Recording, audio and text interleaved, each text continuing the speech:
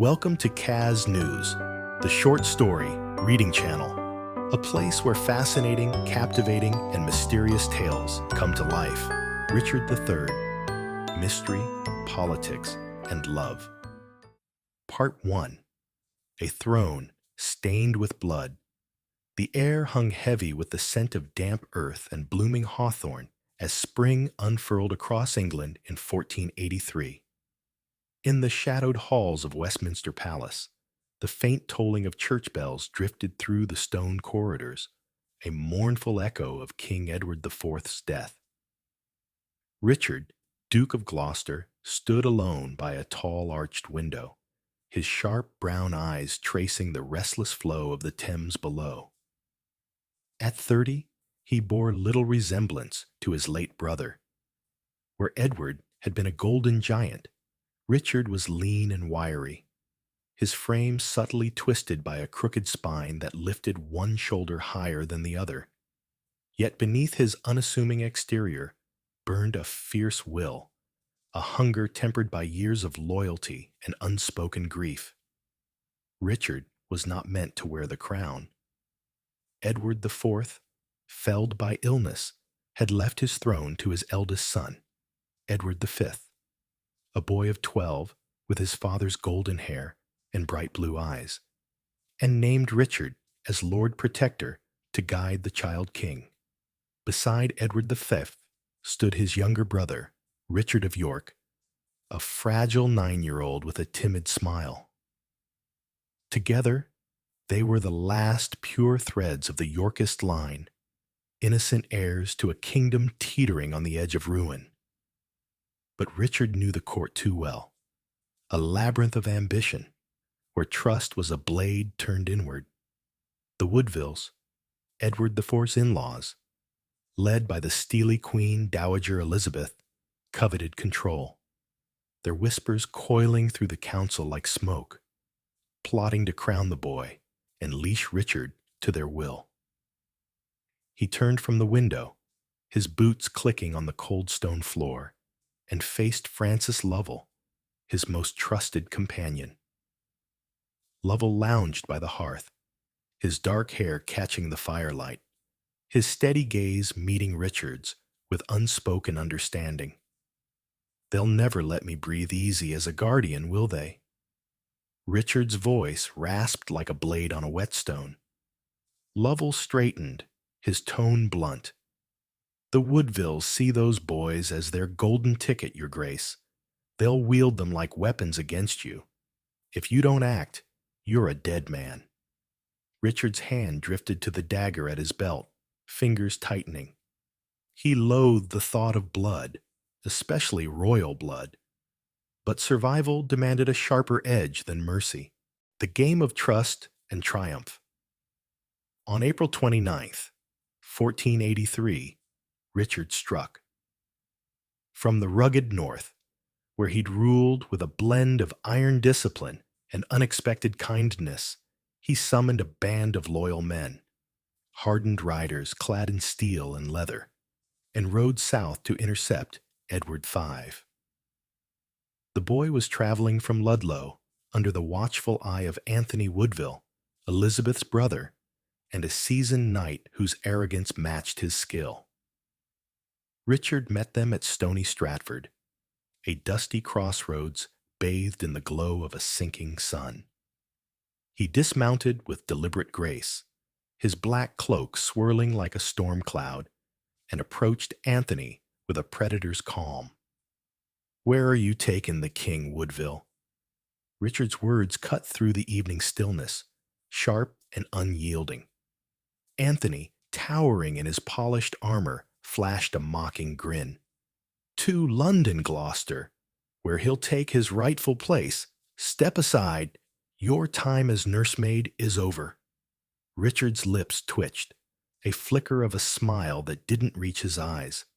"We'll see about that."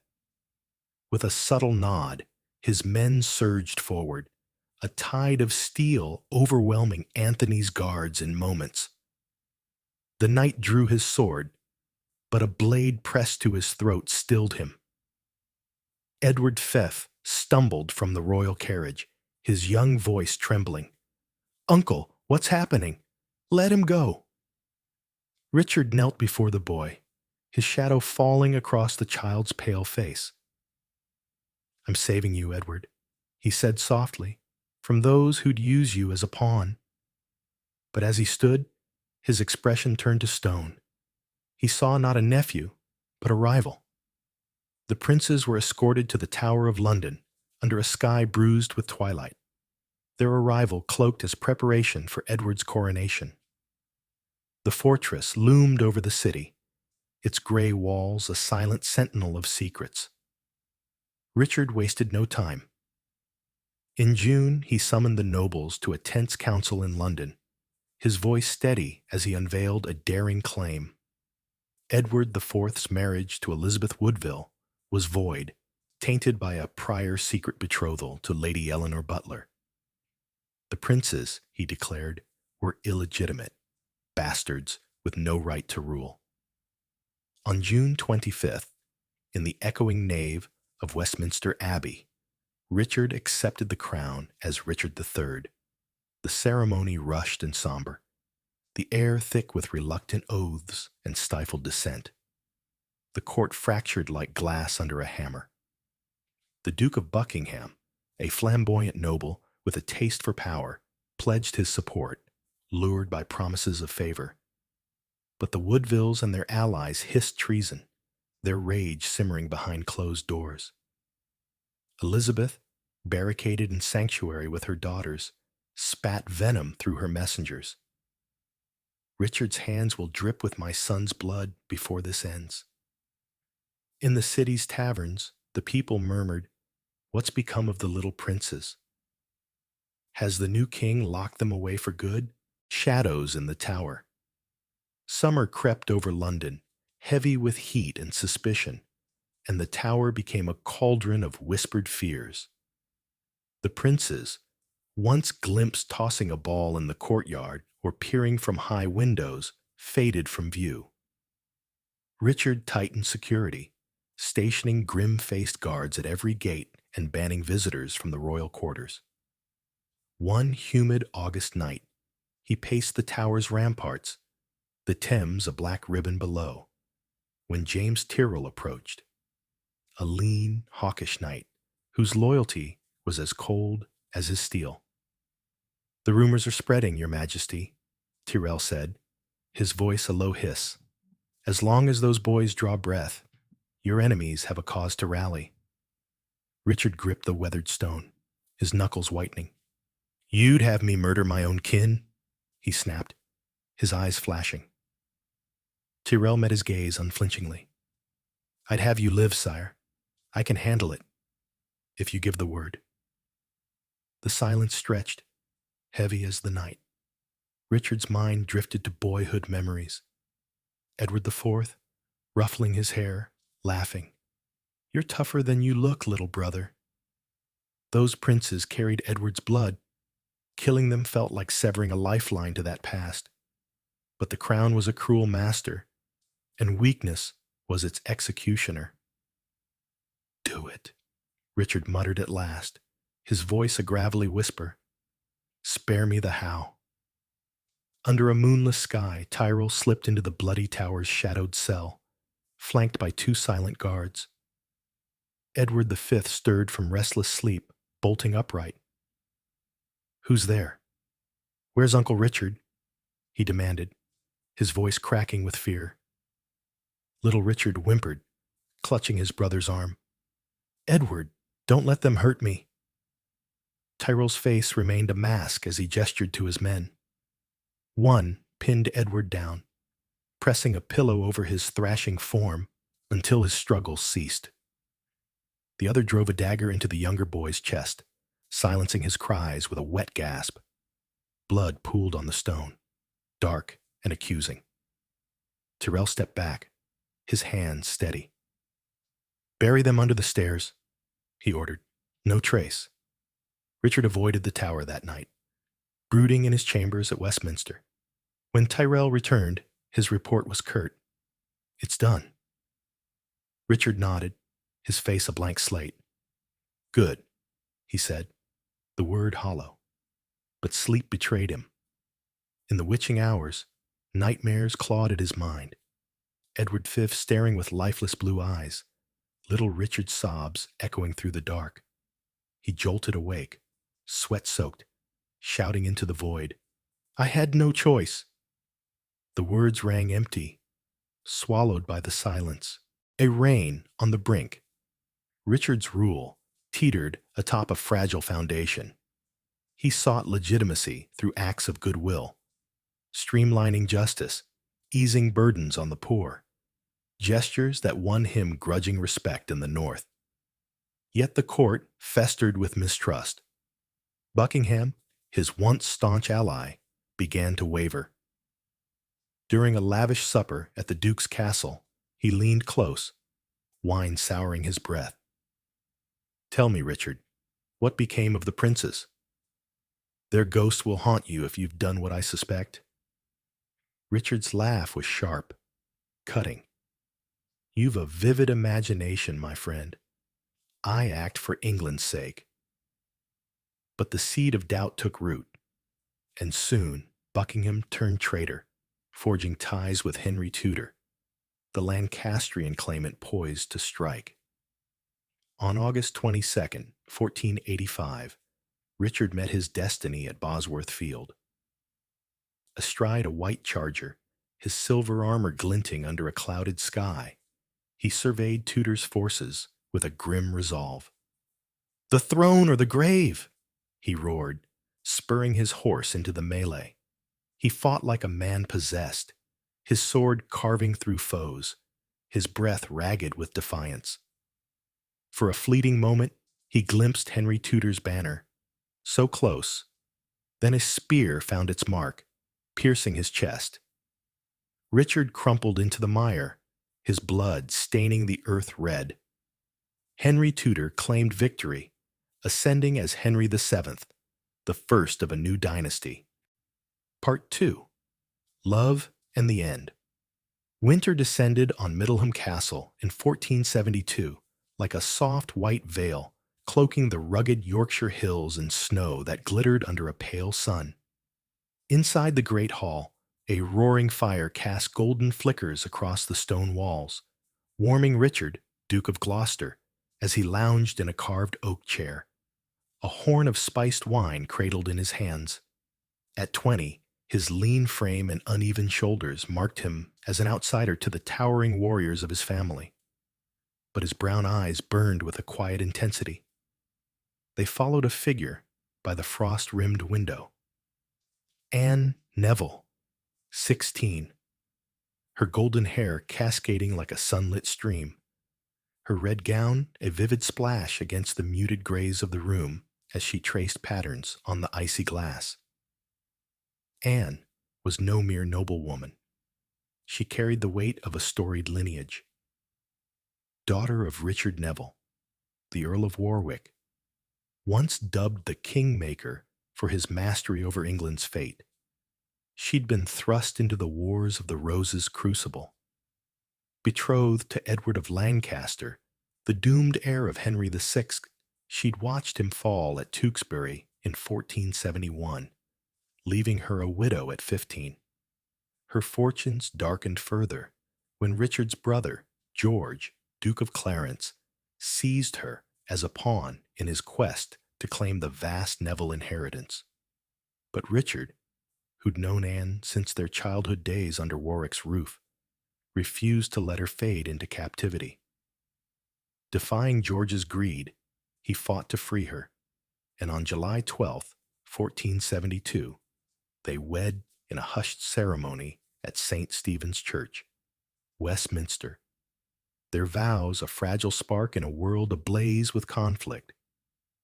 Richard set his wine aside and crossed the hall, his boots muffled against the rush-strewn floor. He paused beside Anne, resting a hand on her shoulder, feeling the delicate warmth beneath her gown. "Does the cold bite?" he asked, his voice softening, a rare gentleness breaking through his battle-worn edge.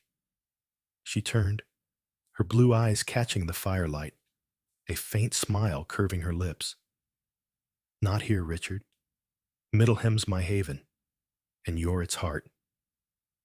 He clasped her hand, her fingers smooth against his roughened skin, and murmured, I'd storm 1,000 castles to keep you safe, Anne.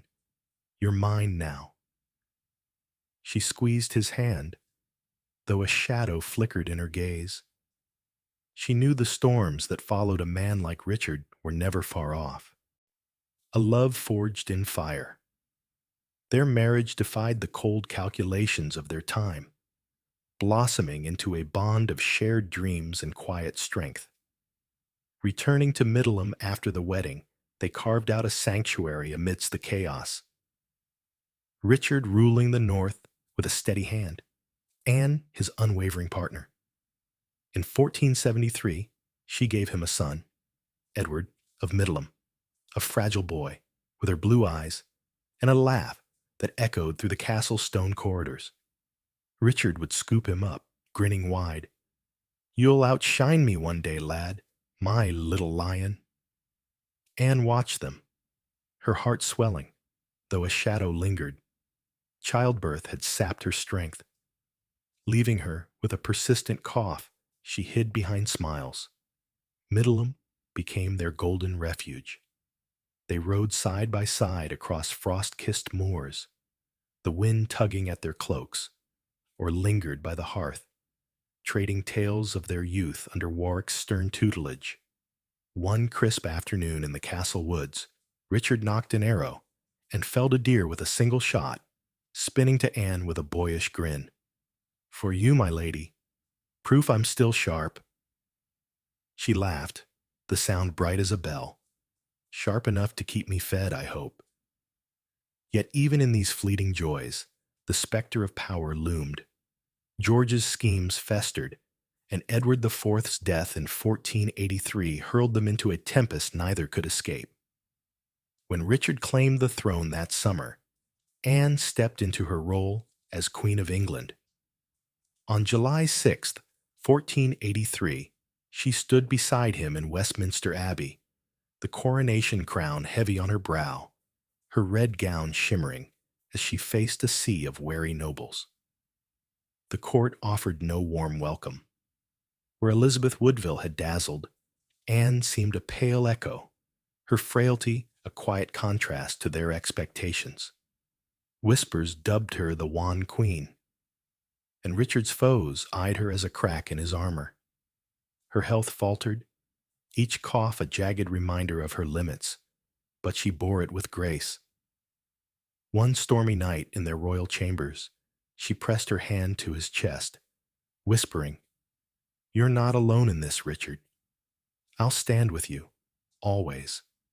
He pulled her close, burying his face in her hair, but guilt gnawed at him. The blood of the princes, though unspoken between them, cast a chill he couldn't shake. The light that fated fate dealt its cruelest blow in April 1484. Less than a year into Richard's reign, Edward of Middleham, their bright-eyed son of 10, fell ill with a fever that swept through Middleham like a thief in the night. Word reached Richard as he pored over maps in London, plotting defenses against rising threats. The messenger's voice trembled. The prince is gone, your majesty. Richard's quill snapped in his grip, ink splattering like blood across the parchment. Gone? He rasped, then roared, Why does heaven punish me so? At Middleham, Anne crumpled beside her son's empty cradle, her sobs tearing through the silence, her frail frame shaking as she clutched his tiny woolen cap. Richard rode north through rain and mud, his horse near collapse, arriving to find Anne by the hearth, her eyes hollow, the cap still in her hands. I couldn't save him, she whispered, tears streaking her face. He knelt before her, his own voice breaking. We couldn't, Anne, but we're still here. We'll endure this together. She leaned into him, their grief a shared weight, but the spark in her faded. Her coughs grew harsher, her skin paler, and Richard saw the truth she wouldn't voice. Death was stalking her, relentless and patient. On March 16th, 1485, Anne slipped away in their Westminster bedchamber, the room dim with the flicker of a single candle. Richard sat vigil, her hand clasped in his rugged face etched with anguish. "Stay with me, Anne," he begged, his voice raw, tears carving trails through the dust of sleepless nights.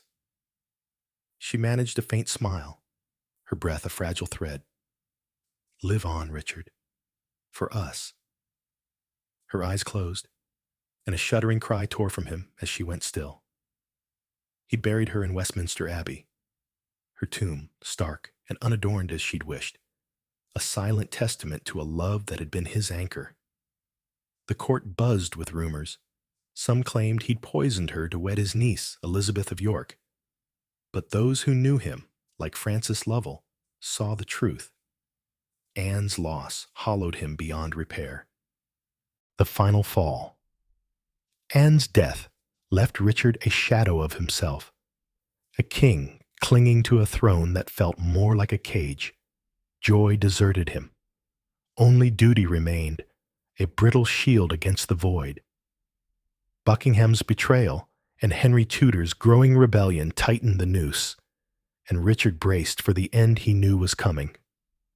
On August 22nd, 1485, he stood on Bosworth Field, the dawn light glinting off his silver armor as he mounted his white steed. The wind carried the distant clamor of Tudor's army, a tide of steel and banners cresting the horizon. "Crown or coffin!" he shouted, his voice a thunderclap, and charged into the fray with a fury born of despair. His sword flashed, felling men like wheat before a scythe, his eyes locked on Henry Tudor's distant figure. Victory hovered within reach. Then a spear struck, piercing his chest with a sickening crunch. Richard staggered, blood bubbling at his lips, and collapsed into the churned earth, his crown rolling into the mud. Henry Tudor claimed the day, crowned Henry VII, the harbinger of a new era. Richard's body was stripped bare, paraded through Leicester streets as a grim trophy, then buried hastily at Greyfriars Church, his grave unmarked and forgotten. A century later, Shakespeare spun him into a hunched villain, a tale the Tudors wove to bury his name in infamy, legacy in the dust.